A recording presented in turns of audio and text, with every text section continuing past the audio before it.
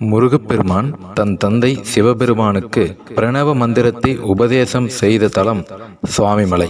ஆனால் முருகப்பெருமானுக்கு சிவபெருமான் உபதேசித்த தலம் ஒன்று உண்டு என்றால் அதுதான் செஞ்சேரி மலை என்று அழைக்கப்படுகின்ற சிறு குன்றாகும். சூரபத்மனை அழிப்பதற்கு முன்பே முருகப்பெருமானுக்கு சிவபெருமான் சத்ரு சம்ஹார மந்திரத்தை உபதேசித்த திருத்தலம் இது என்பதால் முருகன் தலங்களில் மிகவும் பழமையானது என்னும் தனி சிறப்புடையது இத்தலம். அறுபடை வீடுகளுக்கும் இது முந்தைய தலமாக விளங்குகிறது. பொதுவாக மற்ற திருத்தலங்களில் 6 முகங்களுடன் காட்சி தரும் முருகனை தரிசித்தால் நாம் கண்முன்னே 5 முகங்களை தரிசிக்கலாம். பின்னால் ஒரு முகம் இருக்கும். ஆனால் இந்த திருத்தலத்தில் 8 திசைக்கும் நான் காவலனாக இருந்து பக்தர்களை காத்து வருகின்றேன் என்று வேலாயுத சுவாமி கூறுவது போல் 8 திசையை பார்க்கும் விதத்தில் 6 முகங்களை கொண்ட காட்சி தருகின்றார்.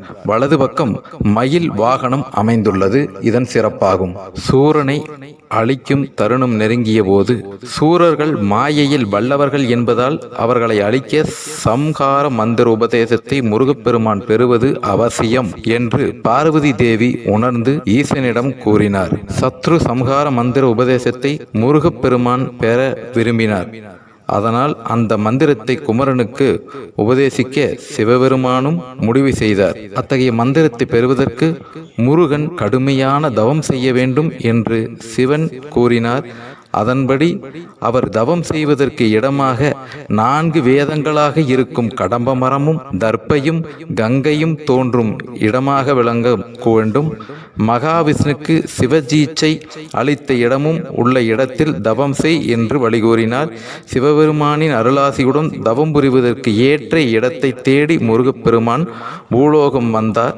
அப்போது இந்த திருத்தலத்தை கண்டு 4 வேதங்களுக்கு இணையான கடம்ப மரமும் கங்கைக்கு நிகரான ஞான தீர்த்த சுனைநீரும் அருகேயே தர்ப்பையும் சற்று தொலைவில் சின்ன மலையில் சிவதீட்சை பெற்ற மகாவிஷ்ணுவும் ஒரே நேர்கோட்டில் இருக்க தாம் தவம் செய்ய சரியான இடம் என்று முருகப்பெருமான் தீர்மானித்து அங்கே தவம் செய்தார். முருகப்பெருமானே தவம் செய்த சிறப்பு இத்திருத்தலத்துக்கு மட்டுமே உரியதாகும்.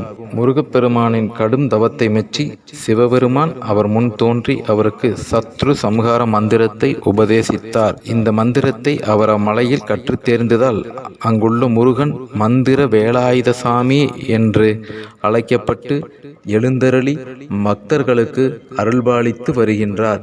வெற்றிவேல் முருகனுக்கு அரோகரா.